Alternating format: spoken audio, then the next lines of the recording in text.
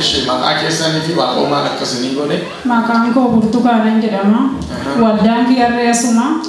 Torbii lamaan irraa obboleettiin keenya tokko asitti biyyeen mana kanaa waa hin godhaatti.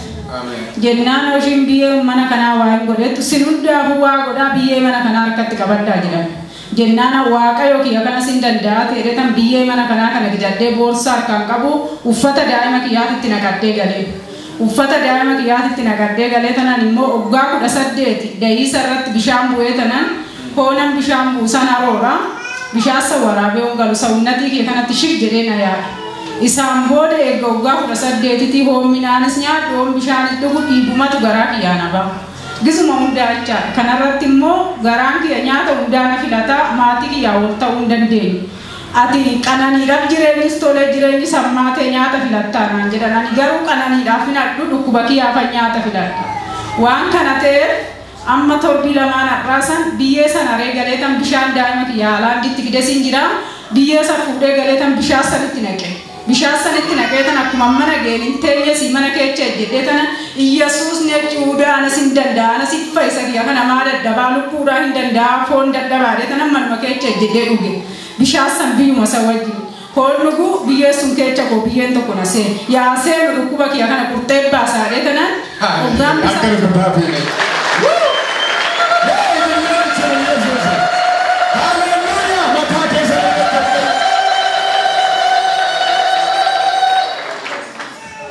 Dhukkuba kiyya kana qurxee baasaadhee nan dhugee waaradhee tanaan bakka saniin kaane wanni ta'e tokko na laaffisee akkanumatti ammanitaa oduun ga'e teessumarra gadi ciise.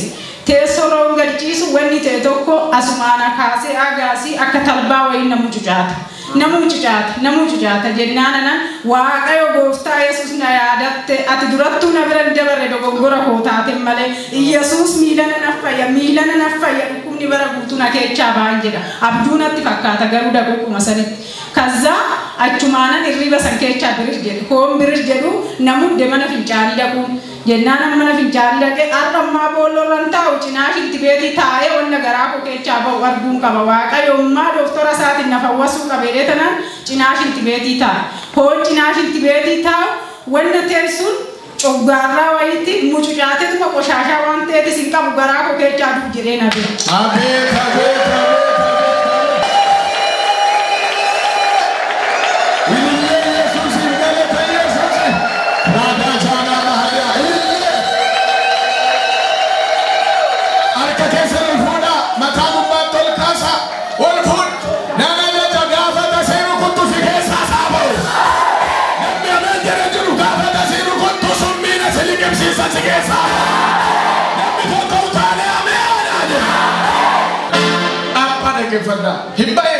Himbe amma ennanan Iyyesuus kiyya kan hunuma dandeechee akkattoon tuqee laalu sobtuu qotaashaan wanni tokko irra jiru hangaraa kiyyaa beekuun coggaaruma nasaa kana fakkaata. Waaqayyo na dandeeche waaqayyo na fayyisteedheetuma waaqaa galata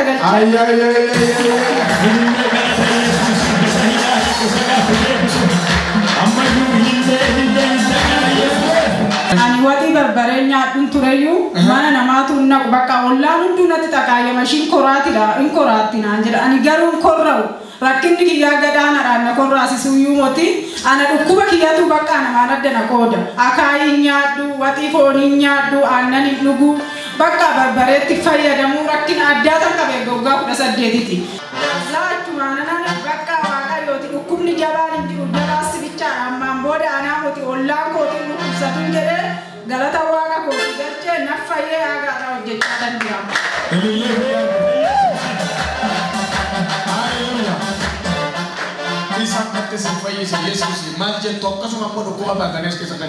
Ani wannan jechuu qabu jecha hoosin dhukkubsate samnas kecha abbaatti sin bilbilatina haadhatti sin bilbilatina dhukkubni jabaan hin jiru Yesuus bichaadha jabaa.